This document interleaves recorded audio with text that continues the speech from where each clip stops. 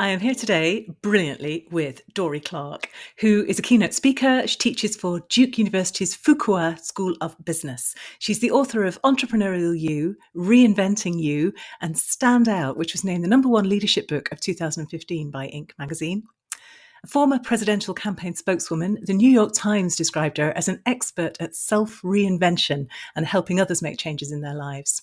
She's also a frequent contributor to the Harvard Business Review and consults and speaks for clients including Google, Microsoft, and the World Bank. Her latest book is The Long Game: How to Be a Long-Term Thinker in a Short-Term World. So welcome back to the Extraordinary Business Book Club, Dorie. It's great to have you here again. Hey, Alison, thank you so much. Great to be here with you. It's fantastic. Just keep churning books out at this rate. We'll have you back in a year or so as well, which would be brilliant. Believe it or not, my last one, Entrepreneurial You, came out 4 years ago. So it's actually been legitimately a while. Not necessarily since I've been on your show, but since the last book came out. So I'm trying to learn to pace myself a little better. It's more sustainable. You're playing the long game. That makes complete sense. But to be fair, Exactly. I kind of feel like everybody's lost 2 years anyway. Do you know, it's the pandemic. Some people managed to sit and write their book. Most of us just lost 2 years, really. Yeah. It was definitely strange times. And it really fed into this book, didn't it? So just tell us a little bit about the impulse behind this latest book and how the pandemic sort of fed into that. Yeah. Well, so the pandemic really kind of bookended the long game in many ways. I started coming up with a concept for the book and the importance of long-term thinking well before the pandemic started. I was ideating in 2018 and 19. But when, these things take a while to germinate, and I finalized the proposal in December of 2019. When it was finally accepted by my publisher, I got the email confirming that they wanted to publish it on February 28th, 2020. And literally the next day was the first case of COVID in New York City. And in pretty short order, basically within a week or so, the entire city was freaked out and locked down and things like that. And that was the context behind the start of the book and the book writing process. So it was a very interesting time putting into sharp relief these questions of, short-term versus long-term. How do you plan, and how do we think about goals and what we're aspiring toward in our daily life, especially when it's in the context of so much existential uncertainty? Yeah. And it's interesting because the contrast between the two worlds, in a sense, you talk about that stab of loneliness as you're sort of, going across the bridge in a taxi, another flight, another talk, and that's kind of pre-pandemic, right? That's kind of how it was. And then suddenly there's a whole different kind of uncertainty. And actually the thinking that you're talking about here really kind of underpins all of that. And well, let's just talk, for people who haven't read the book yet, just kind of talk us through the structure of it, because you've got the point about making time because we're all so crazy busy, but then really kind of aligning it with your longer term goals. So just talk us through those sort of 3 strands of the book and where your logic came from for those. Yeah, absolutely. So the long game is divided, as you say, into 3 sections. The first part is about creating white space, which I feel like is really a necessary prerequisite to long-term thinking. One of the biggest problems that literally just about everybody shakes their fist at the sky about these days is that we're too busy, we're overscheduled, we're jam-packed. And, that's going to be a fact of life to a certain extent. But for many of us, it has reached legitimately pathological levels where we feel so pressured, there really is no time to think. And it just becomes a bit of an impossibility to do long-term thinking or planning in that context. You have to fix that first, because otherwise there is no room to pour water into the already full glass.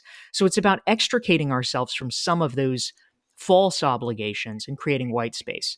The second phase of the long game is about identifying what we really should be focusing on, sort of reorienting our goals and understanding what we are optimizing for. Like what's the game we're playing? Where do we want to go? What does that look like? And then finally, the last section of the book is what I call keeping the faith, because it is almost inevitable in any long enough or meaningful enough journey that there are going to be roadblocks, there are going to be setbacks. Things are not going to go precisely the way that we anticipated. I mean, if we think about it rationally, if you have like a 10-year goal, does it even make sense that it's going to work out exactly the way you predict? I mean, probably not. So, but yet in the moment, we're somehow startled by that, or we're surprised, or we're like, oh God, this was a personal rejection, I must not be good enough. And of course that's not true. It's just that things shake out differently, because the butterfly flapped its wings or whatever. But we have to figure out how to be resilient enough to surmount those unexpected obstacles and be able to keep going toward what we're actually after. Yeah, strategic patience, I thought, was a nice phrase. I did love that. And you're very sort of vulnerable, actually, in the book.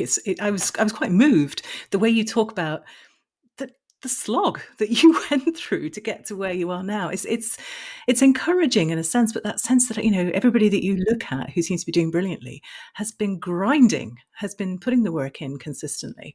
So, I mean, just tell us a little bit about that, because I think people who don't know, people who just look at you and know where you are now, it's encouraging to hear the rejections at the start. Yes. It is. Yeah. Well, I'm glad, and that is why I included it. I think it's very easy. I mean, on one hand, of course, there's often just the common narratives around success, which is where you don't talk about failures at all. But I think a reasonably common maneuver, which many of us do, and I think it is helpful, but not necessarily maximally helpful, is it is not that hard or not necessarily that vulnerable to talk about past, distant past failures, because it's like, oh, well, this happened when I was, 20, and, look, now I'm successful. It's like, oh, okay, great. But you're not that emotionally attached to it. It's not that recent. It's sort of like, okay, you have your moment in the cauldron, and then you get forged and you're moving forward. But the truth, as you say, is much more complicated than that, which is that literally at almost every stage in our careers, there are still going to be rejections, because presumably if you are someone who is striving in some way, you are continually looking to reach new heights. And even if you have reached success up to a certain level, that doesn't mean that the gatekeepers at that level want to help you advance. You may, in fact, have just as many obstacles trying to get to the next level of your journey. So it's certainly not that you reach a certain place and then, oh, it's smooth sailing from here. So as you indicated, in the long game, I took a recent year. I took 2019, our most recent pre-pandemic year, because everything got a little wacky during the pandemic. And I described 5 different goals that I had for myself that were stretch goals, but nonetheless reasonably plausible, reasonably attainable goals that could have worked out. And just as it happened, 4 out of 5 of the goals did not work out. They came very close, and then they all blew up. And so, up until the end of the year, when the final one kind of came into place, I was just like, oh my God, like, is anything working? So it can feel a little dispiriting in the moment, but I think by sharing it and by talking about it, hopefully it is useful, because so often when people experience the setbacks themselves, they feel like it's really they take it as sort of a personal referendum about their talent or about their worth. And it is really, really important not to do that, because there are so many other mitigating factors, just even people having a bad day or, whatever. And it does ourselves a disservice to assume that that a judgment has been rendered on our talent, because it really has not. And we need to keep persisting. And there's so much there I want to pick up and dig into. And okay, 2 things particularly. One, I'm going to come on to in a second, which is about, I guess, that sort of resilience and when it's time to do something different. So how do you know when you plug away and you persist and you have that strategic patience, and when do you actually go, do you know what, this is not working? Because I think that's a really key question. But before that, one of the things that really struck me, and has always struck me about you actually, is that you are dead clear that to get where you wanted to be, one of the key routes that was going to get you there was content, was creating content, was putting it out there consistently. So I think this is particularly relevant for people listening to this podcast, all of whom are writing in some form or other. So just tell us a little bit about why content matters when you're trying to do something that matters in the world. Well, I think there's a couple of reasons that content matters. The first one is at a really fundamental level. I worked over the past decade to really try to encapsulate what I call the recognized expert formula, which is, understanding the key components of what it takes to be considered a thought leader in one's company or in one's field. And what I realized was at its core, it distills down to three fundamental principles, which all of which are important. They kind of feed on each other in a flywheel fashion. And one of the pieces, one of the corners of the triangle, as it were, is content creation. And the reason for that is that unless you are publicly sharing your ideas with people in some fashion, the only people that will know that you're any good are people who have already worked with you. And, that's great, but that is inherently a small number of people. And so if you want to be known more widely, it can't just be that, five people are like, oh, she's great. Like, you need a lot of people to know you're great. And so content is a transferable method that enables larger groups of people to see that you know what you're talking about, you're smart, they relate to your approach, and they say, oh yeah, this person does seem really good. Whereas, if it's just like five people singing your praises, unless they're like really really well connected people, the virality of that is not going to be sufficient. Yeah. It's an R naught of below one, to use our current lingo. So it does not in fact go viral. But content, and I use the term deliberately, right? It could be writing, it doesn't have to be writing, but it's somehow a method of sharing your ideas becomes really essential. And for me personally as well, it also was a potential competitive advantage that I felt that I could lean into, because I had a lot of experience in writing. And so I was like, all right, there's different things that one can do. I might as well, if I feel comfortable writing, I might as well just, do that. So that was the particular method that I chose. Yeah, because of course you were a journalist originally, and that really comes through, I think, in your writing. You bring in stories from people, you frame them really well. There's quite a journalistic feel to it, and you're very punchy sentences. You're clearly used to grabbing somebody's attention when they've got a nanosecond to spare. But I remember you say in the book, and I've heard you say it before, that you're a professional journalist, and you were pitching to these people offering to write for free, and they were like, "Yeah, no, I don't think so." Yeah, it's very dispiriting. I mean, the whole process of like working to get your ideas out there, working to become a recognized expert, you have to, yeah, you really have to recognize that even if you have built up a kind of standing that you think is good, like, well, come on, people, why wouldn't you have a professional journalist write for you for free? I mean, they don't care. Like, we just have to assume we are living in a profoundly indifferent universe. And the moment we make peace with that, then we can realize, like, okay, it's not that I'm not good enough. It's not that they like hate me. It's just like they've got their own deal. They don't, I mean, it's like the ocean. It's not like the ocean's like, yeah, fuck those surfers. We're going to get those surfers. It's like the ocean's doing what the ocean's doing. And if the surfers get in the way, then too bad for the surfers. But I'm not sure if I'm encouraged or dispirited by this. I don't know.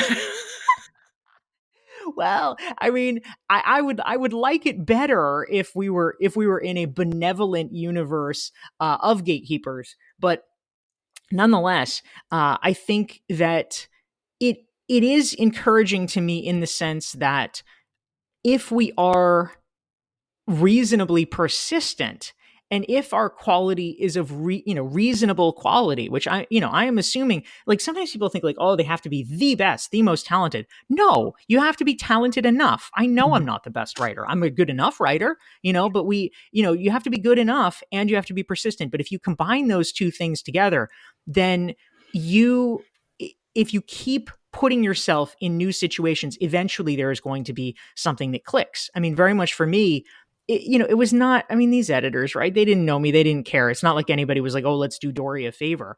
But when I was first reaching out about a decade ago, really trying to break into places, what happened was I reached out to like 24 places. Almost all of them blew me off. A handful were willing to engage in slightly more conversation, and then they blew me off. But there was one place, which was Forbes, and Forbes, as it happened, right at that moment, was making a sort of extreme expansion of their blogging network. And so they really wanted people. And that, it was luck. It was I mean, it was not luck that I had nothing to do with, because I did have something to do with it in that I was reaching out. But you have to reach out to the 24 places to find the one that's like, oh yes, we need bloggers right now. Yeah. So I think, for all of us, the key is not to get discouraged, because none of it's personal. And if we keep giving ourselves at bats, that's the crucial variable. Yeah. Yeah, it's so true, isn't it? Because I mean, to take back to your analogy of the sea and the surfer, the big difference is that actually the ocean needs the surfers, and that the whole internet is a content feeding machine, and you needs people to put content in there. So you've got a little bit more leverage than you might think, because if you're, as you say, putting the right stuff out to the right people and being really persistent about it. And it is a numbers game in a sense, isn't it? you know, you, Yeah, you apply to enough people, you get one, brilliant, but it's you have to apply to that number. Going back to right. that question about persistence and strategic patience, and just give us a little kind of litmus test. How do you know when you just need to stop and do something different? How do you know when you need to just double down and keep it going? Well, I think there's a couple of ways to think about this. First of all, the strategy and the tactics are different. So it doesn't necessarily mean that the strategy is wrong if the tactics are not Yeah, working. It may mean that you need to just you can have the same goal, you just may need to approach it in a different way. So, if you keep let's say you have a goal of getting your ideas out there and you want to be writing for places. If you keep submitting to one publication and they keep rejecting you, all right, maybe it's never going to be a fit for that publication, but maybe there's plenty of other ones that might want it. So I think first is we have to separate that out. But secondly, something that I am really a big fan of is this is why professional communities are so important. I run across folks, sometimes people, through coaching or colleagues or whatever, that have never really taken the time or never really seen the need to build up a community of professional peers and colleagues, because they often will say, well, why should I bother with other, insert, consultants, authors, coaches, whatever. What I want is clients. I want to be in the room with prospects. And that is true, that is a good thing to do, but that is not the only thing to do, because we need to have trusted professional colleagues, because they are the people who, in those moments where we are irrational, and honestly, if we are in the midst of a slog, it is easy to lose perspective and become irrational. They are the people that actually, if they, number one, care about you, and number two, are competent and thoughtful in your field, they will have the right motivation and the right information to be able to guide you appropriately during those times when you either are clinging too long or when you are ready to give up too soon, and they can help you calibrate more appropriately. yeah.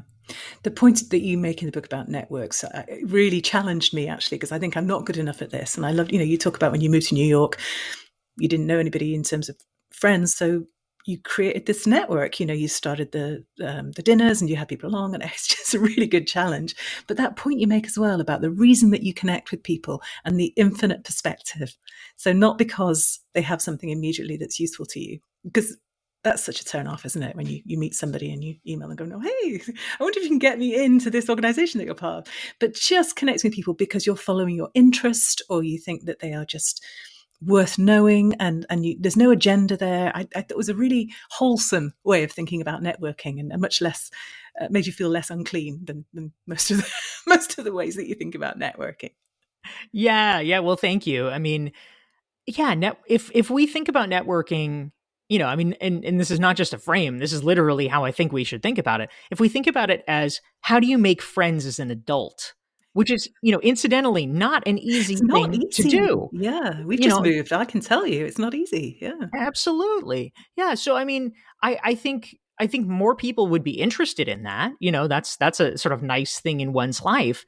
And I think things have really gotten kind of muddled up when we've put it in the frame of it being something about professional gain. I mean, as it happens, I mean, yes, this makes sense. When you have more friends, you know more people and therefore have more access to opportunities. That is true, but if you're aiming at that thing, then yeah, it becomes weird, it becomes fake. But if we can just imbue it as like, come on, people, like, who wants to be the person that like made all your friends when you're 20 and now you're just like drafting off of that?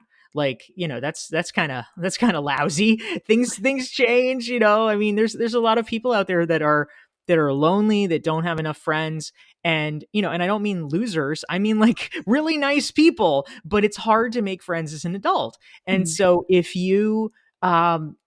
we can just create more of an ethos where this becomes a normalized behavior, then I think it's better for everybody. And I think content feeds directly into that, because people discover you by your content. People connect with you because you're talking about things that resonate with them in a way that connects with them as well. And there's a real kind of point around the relationships that come out of your content, as well as the clients and the work. Yes, Yeah. that's 100% true. When you're creating content, it makes it a lot easier for people to connect with you because they Yeah. understand who you are. They're getting a feel for your vibe, and some people are going to be drawn to that, which is great because it kind of does the work for you. Where did you move to and from, Allison? So, well, we moved from Hampshire to Cheshire in the UK. So, yeah, and you spend what, 14 years there, building a life, building connections, and so on. Wow. Tell you what, though, I can recommend having a dog. You walk a dog, people talk to you. It's like pushing a pram, except I'm never going there again.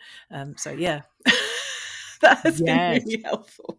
I can imagine. Yeah, everybody likes the cute icebreaker. So okay, for Americans who don't really understand these things, where in relation to say London is Hampshire and where is Cheshire? So Hampshire is about 50 miles kind of west and slightly, well, my bit of Hampshire was sort of out west and slightly south, and Cheshire is about 200 miles north and slightly west. It's 200 miles north of Hampshire. Yeah. Okay, got it. Cool. Which I know is just around the corner in American scale. I do get that. But here, it's quite a long way because, we have roads that just you can't drive on because there's too many cars on them. Yeah, no, absolutely. I completely understand. I've never driven in England, but I did try to drive in Ireland once, and it was one of the saddest experiences of my life. I actually had to, I'm not joking, I pulled over on the side of the road and started crying because it was so traumatic because the roads were so small and people were going so fast and they were going on the wrong side of the road, at least as far as I was concerned, and it was extremely cognitively taxing and I thought I was going to die. That's hilarious. Yeah, driving is much more a relaxed affair in the States, partly because your cars are so much bigger and more comfortable. Anyway, sorry, people, back on content stuff. I'm going to ask you about writing itself, Dorie, because I mean, and actually, just side note, that thing about people connecting with you, reading you and listening to it, it's the same thing. So when I've heard you talk a couple of times, you read the book, I hear that voice in my head. So you do something really smart with capturing how you speak in the book, which I think is a knack that probably you don't even think about because it just comes naturally to you. But it's a really good trick. If somebody's listening to this and they aren't a professional journalist and they haven't already written 4 books, what would you say to them is the key to writing in a way that connects with people? Maybe. Oh, well, thank you, and thanks for your compliment. Actually, I will say I do think actually a lot about the style of my writing. I think that most people who have been to college and or graduate school have had their writing a little bit ruined by that process, and because it is optimizing for what I would consider to be the wrong thing. It teaches you to be a little bit more abstruse, a little bit more pedantic, a little bit more Latinate, and that's fine for academia. But most of us don't really want to sound like critical theorists in day-to-day life. That's just not super fun to read. And if you want to be successful as a writer in connecting with people, you need to make it fun to read, which means it needs to be conversational. Obviously, one starting point for some people, depending on the way that they like to think, some people actually talk into a recorder and sort of capture the rhythms of their speech. Although I think that's not a bad starting point for people who have trouble with a blank page. Although there is enough of a difference between spoken English and written English that it actually has to be edited pretty heavily because there's so You've many got some work to stops and do. starts, Yeah. and But it's a yeah. good way to get started, as you say. You never have a talking block, do you?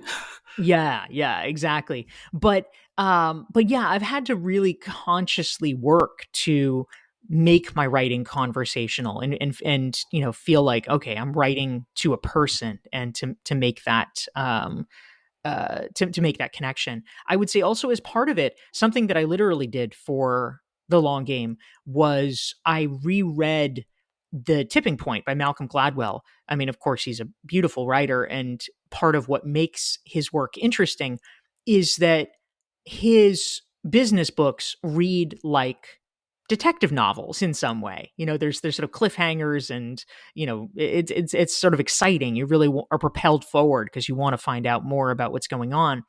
And I reread it from a structural perspective so that I could remind myself of ways to do that more Mhm. effectively. I think that's such a great point. I mean, Malcolm Gladwell's a brilliant example, but generally, learning to read like a writer so that you notice when something has an impact on you and you kind of reverse engineer. How do they do that? It's a really good, and just reading widely, it's one of the best things you can do, isn't it, as a writer? Yeah, Brilliant. absolutely. And specifically, to a point that Malcolm Gladwell makes, where he's cribbing from Anders Ericsson. It's not just, oh, like you practice 10,000 hours where you're kind of like blah blah blah, I'm doing the thing. It's not just reading. That's part of it because it kind of familiarizes you and it gets you in the rhythm. But it is actively studying and Yeah. reverse engineering. That's the key, is that you have to be asking yourself constantly, well, like, what are they doing here? Why is it this way? This is really effective. Why is it effective? And understanding the method. I mean, it reminds me of when I was a teenager and I would like write out the lyrics to songs that I liked because, of course, we didn't have, Genius, the site that gives you all the lyrics, but I was like writing it out by hand and, trying to analyze what the song structure was so that I could understand that. Yeah. And that's a really cool idea, isn't it? I mean, basically, you got Malcolm Gladwell to coach you in writing. He didn't know, but that's what he was doing. And I would recommend you as a coach to anybody who's reading your books as well. But you can do that. You can just ask yourself the questions, really engage consciously with it, and learn a huge amount as you read. I'm really interested to hear this, actually. I'm always ask my guests to recommend a business book that they think people listening to the podcast would like. Are you going to recommend a Malcolm Gladwell book or a different one? What would you say? Well, I will say that one book that I would recommend is, actually, it kind of ties in because he also was someone who I think did a brilliant job of writing, just sort of the art of writing, and also was an editor, an informal sort of friend editor for my book. But it's a book by my friend Ron Friedman, and his book is called Decoding Greatness, and it came out last year or this year, earlier this year, and Where are we? is, yeah, We're completely. speaking in November 2021. Yeah, completely lost all sense of time. But anyway, it's a really really well written business book, an interesting business book. So I think that it's both a super enjoyable read about what the nature of success looks like, and just very very well done from the point of view of craftsmanship. Yeah, brilliant. Thank you. I actually haven't read it. I know of it, but I haven't read it yet. So I'll shift that up the to read pile, which is teetering, as you can I can believe imagine. it. Yeah. Yes. And Dory, if people want to find out more about you, more about the long game and all your other books, where should they go? Yeah, Allison, thank you so much. Well, for folks who want to learn about the long game, I mean, it is of course available in all the places that one purchases books. In England, if you're in England, it's on Amazon.co.uk, and they've got it at Waterstones too. But I'll also mention too that, in particular, because we're talking about content and about writing and things like that, I have some free resources that I created specifically, actually, about business writing and about how to do it faster and more effectively. And folks can download this sort of checklist that I've created about the rapid content creation quick tips. These are the principles that I use in terms of writing my articles. And folks can download that for free at dorieclark.com/content. That's gold. Thank you. Absolutely brilliant. And I should say as well, I subscribe to your newsletter, which is an absolute masterclass in newsletter writing. So I thoroughly recommend that as well. I'll put those links up on the show notes at extraordinarybusinessbooks.com, along with a transcript of this conversation. And yeah, thanks again, Dorie. I knew it was going to be a fascinating conversation. We've ranged very, very widely and philosophically and tactically. And it's been really fun. Thank you. Thank you so much. Great to be here, Allison.